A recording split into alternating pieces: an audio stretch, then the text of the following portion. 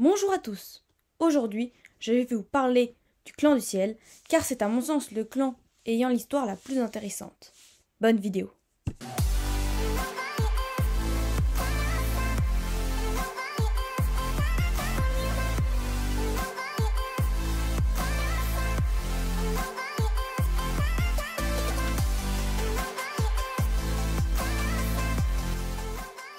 Le clan du ciel faisait partie des 5 clans qui vivaient autour des 4 chaînes.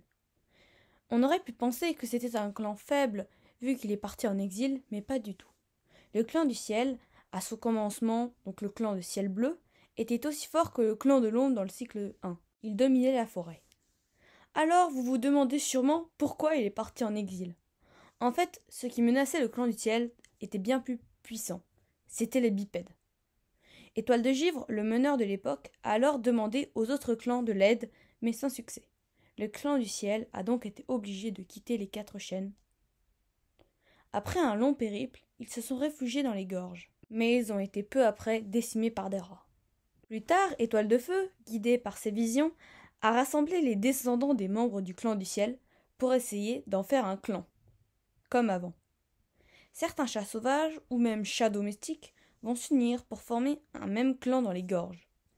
Des chats domestiques ont même réintégré le clan tout en dormant chez leurs maisonniers. Ce sont les guerriers du jour. Le nouveau clan du ciel va vivre paisiblement pendant plusieurs lunes avant que Sol arrive et mette la pagaille en déclenchant des conflits entre les guerriers et les guerriers du jour. Mais Étoile de Feuille a réussi à le bannir. Attention spoiler pour ceux qui n'ont pas lu le cycle 6.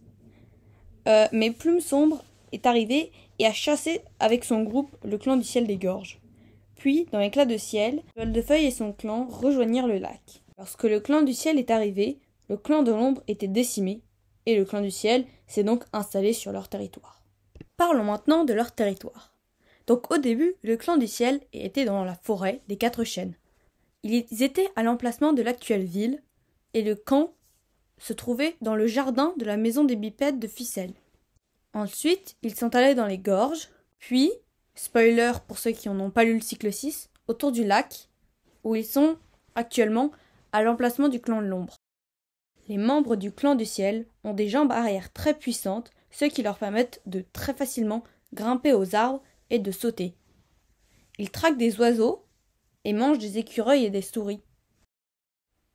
Pour le combat, ils se cachent dans les arbres, ils sautent sur leurs ennemis quand ils arrivent, par surprise. Les chats importants sont Ciel Bleu, donc qui est le fondateur du clan du ciel, qui était un membre de la tribu de l'eau vive. Étoile de Givre, qui était la chef au moment où le clan du ciel a été obligé de quitter les 4 chaînes. Œil de Ciel, qui était le dernier membre du clan du ciel encore en vie lorsque Étoile de Feu est arrivé dans les gorges. Et enfin Étoile de Feuille, qui a réussi à reconstruire son clan avec l'aide d'Étoile de Feu et qui l'a mené jusqu'au, spoiler pour ceux qui n'ont pas lu le cycle 6, jusqu'au lac. J'aime énormément ce clan, car il est exclu, et que les livres qui parlent de lui, donc la quête d'Étoile de Feu, le destin d'Étoile de Feuille, et les romans illustrés, le clan du ciel et l'étranger, sont particulièrement intéressants.